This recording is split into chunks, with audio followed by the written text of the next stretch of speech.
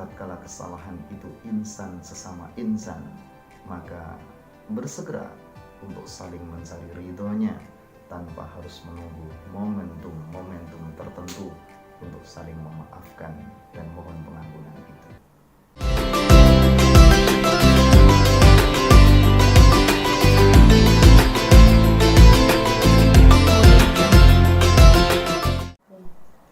Assalamualaikum warahmatullahi wabarakatuh. Alhamdulillahirabbil alamin. Innal hamdalillahi nahmaduhu wa nasta'inuhu wa nastaghfiruh. Wa na'udzu billahi min shururi anfusina wa min sayyiati a'malina. May yahdihillahu fala mudhillalah wa may yudlil fala hadiyalah. Asyhadu an la ilaha illallah wahdahu la syarikalah wa asyhadu anna Muhammadan abduhu wa rasuluhu la nabiyya ba'da. Allahumma salli ala Muhammad wa ala alihi wa ashabihi wa man tabi'ahum bil ihsanin illa yaumiddin. Amma ba'd. Ma'asyiral muslimin, jamaah Masjid Muhammad Jengho rahimakumullah. Puji syukur kepada Allah Subhanahu wa taala, pada kesempatan yang berbahagia ini Allah masih melimpahkan rahmat dan karunia-Nya kepada kita semuanya. Nikmat berupa iman, Islam, dan juga nikmat berupa kesempatan. Sehingga pada momentum Ramadan 1441 Hijriah ini kita dapat menunaikannya dan memohon kepada Allah Subhanahu wa taala, mudah-mudahan Allah senantiasa memberikan kekuatan kepada kita semuanya untuk bisa menjalankan rangkaian ibadah bulan Ramadan ini mulai dari awal hingga akhir, dan mudah-mudahan Allah menyematkan predikat ketakwaan kepada kita semuanya. Ma'asyiral muslimin rahimakumullah.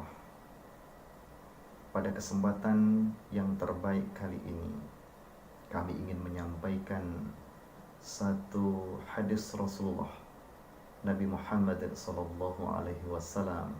yang diriwayatkan oleh Imam Tirmidzi. Rasulullah bersabda, ittaqillaha haitsuma kunta wa atbi'is sayyi'ata hasanata tamhuha wa khaliqin nasa bi khuluqin hasanin. Rawahu Tirmidzi. Bertakwalah kamu kepada Allah dimanapun kamu berada, dan ikutilah perbuatan buruk itu dengan perbuatan baik agar dapat menghapusnya, dan pergaulilah manusia itu dengan pergaulan yang baik. Hadirin rahimakumullah, dalam hadis ini setidaknya ada 3 stressing penting yang harus kita garis bawahi. Yang pertama tentang ketakwaan, kemudian taubat, dan yang ketiga tentang akhlak manusia. Betapa pentingnya takwa ini menjadi pondasi kunci penyelamat bagi orang-orang yang beriman dalam keselamatan dunia dan keselamatan akhiratnya. Oleh sebab itu, agama Islam senantiasa mengulang-ulang kalimat takwa itu, merefresh takwa itu, karena jangan sampai sedikit pun kita tergelincir dari bingkai takwa itu. Dengan demikian, para jamaah sekalian rahimakumullah, mari kita senantiasa menjaga ketakwaan kita kepada Allah Subhanahu wa taala. Karena pentingnya takwa, karena urgensinya takwa itu, sehingga diulang-ulang dalam agama Islam ini peringatan dan seruan takwa.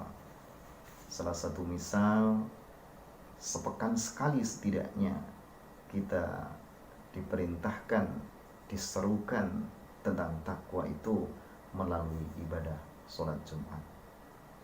Para khatib ketika berdiri di atas mimbar sebelum menyampaikan rangkaian khutbahnya, maka pertama kali yang diserukan adalah seruan tentang takwa.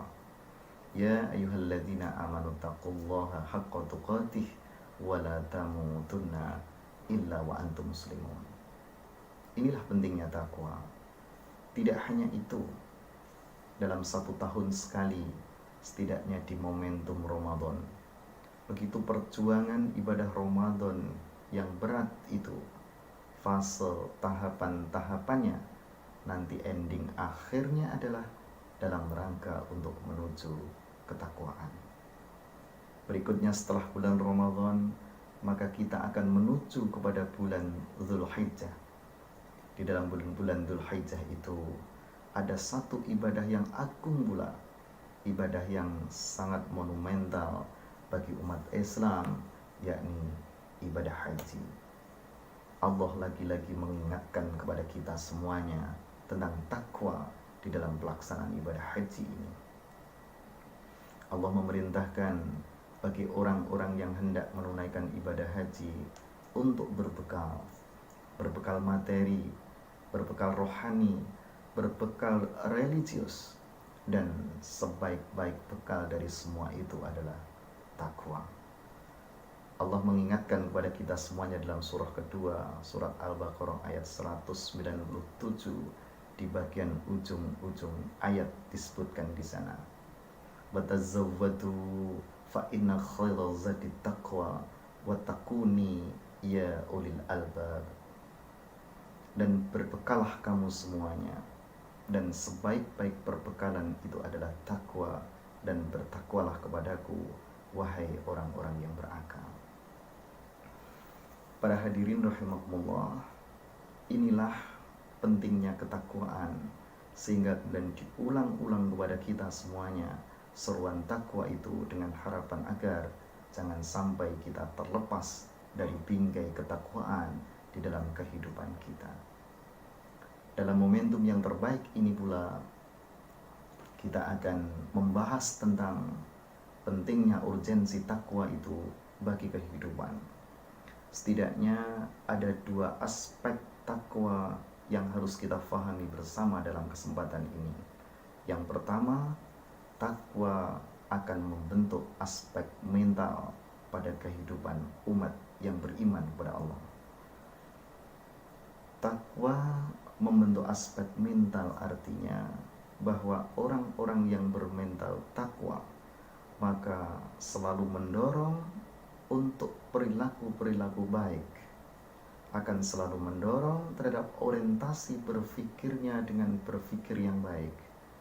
Oleh sebab itu, orang-orang yang bermental takwa, tatkala mereka bertebar di muka buminya Allah ini, misalnya dalam upaya untuk mencari rezekinya Allah, maka orang yang bermental takwa pasti mereka akan mencari rezeki yang terbaik.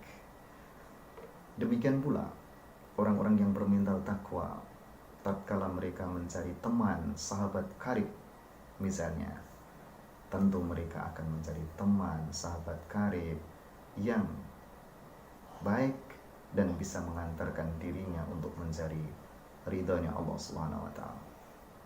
Bahkan orang-orang yang bermental takwa itu, andai kata suatu saat nanti ajal menjemputnya dengan kematian, maka orang yang bertakwa itu tetap berharap mudah-mudahan wafatnya pun dalam keadaan husnul khotimah. Itu takwa akan membentuk aspek mental.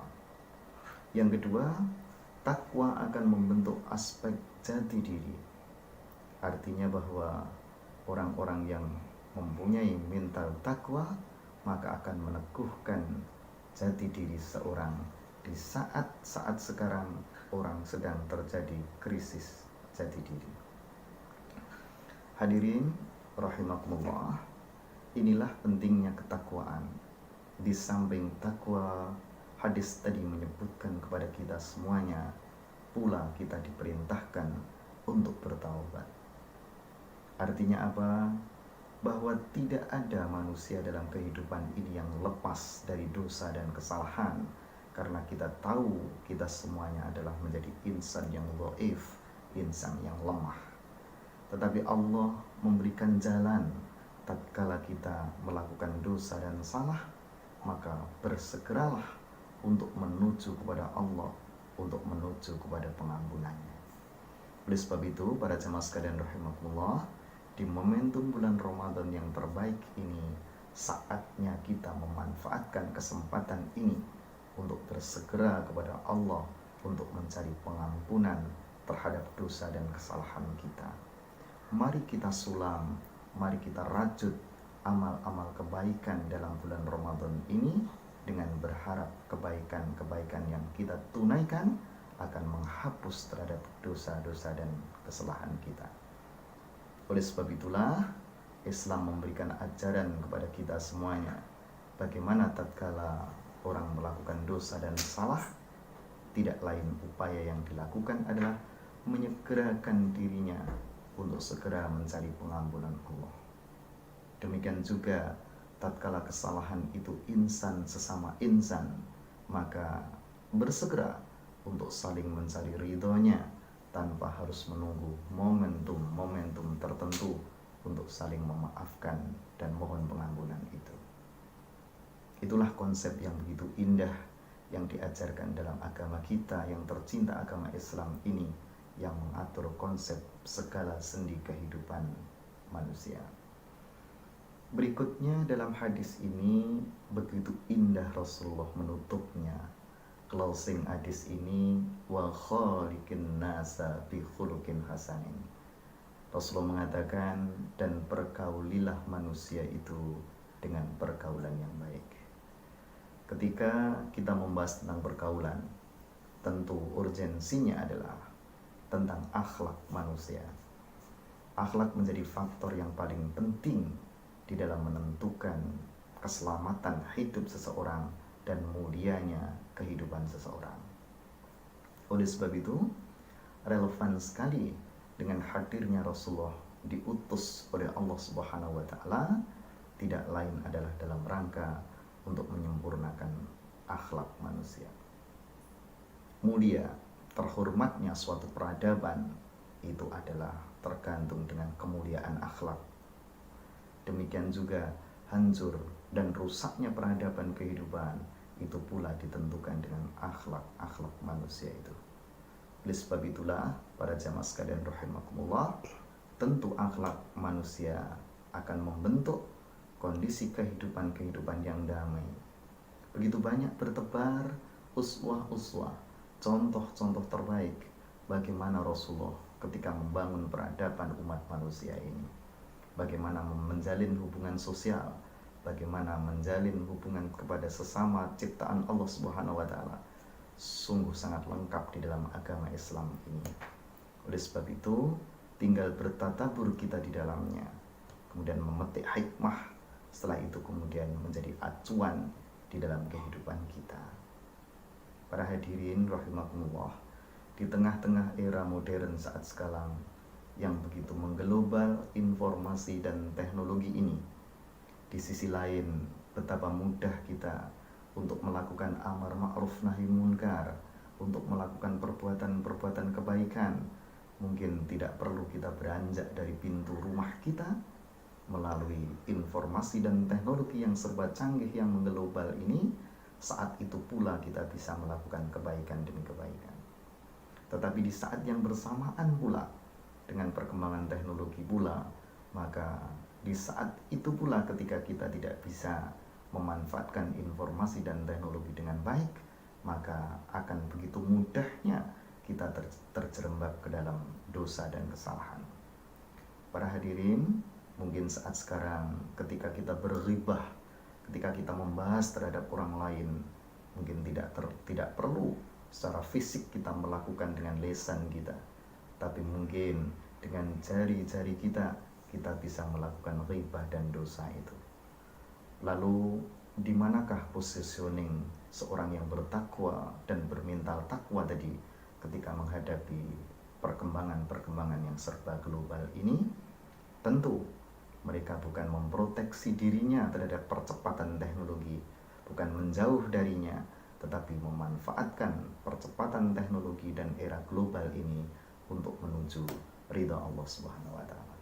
Kesempatan terbaik kita di dalam bulan Ramadan ini untuk memperbaiki seluruh dosa dan kesalahan kita, dan mari kita meningkatkan amaliyah kebaikan kita di dalam bulan suci yang agung ini.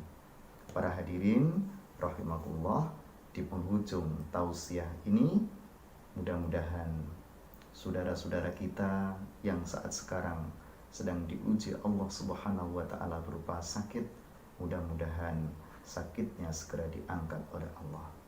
Terlebih mudah-mudahan wabah yang sedang menggejala di dunia dan khususnya di negeri kita, mudah-mudahan Allah segera mengangkatnya dan menyelesaikannya. Dan bagi saudara-saudara kita yang saat sekarang sedang diuji masalah, mudah-mudahan Allah segera memberikan jalan keluarnya. Demikian yang dapat kami sampaikan. Mudah-mudahan ada hikmah dan manfaatnya. Kurang lebihnya kami mohon maaf. Billahi taufiq wal hidayah. Wassalamualaikum warahmatullahi wabarakatuh.